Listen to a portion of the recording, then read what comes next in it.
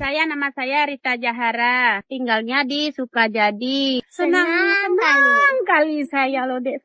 Habis senang ya Allah. Senang kali. Rasanya jangan dipindah lagi loh, Dek. Terima kasih pemerintah udah dikasih kami tempat tinggal kami. Soalnya kita rumah nggak ada lagi. Ya Allah, terima kasih pemerintah.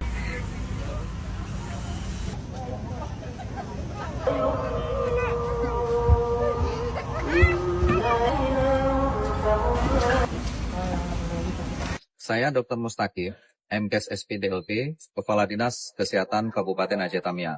Di belakang kami, ini ada klinik kesehatan. Tiap hari dan tanpa ada hari libur, baik anak kecil, bayi, sampai dengan lansia, dengan yang penyintas ataupun yang beresiko, termasuk ibu hamil nanti.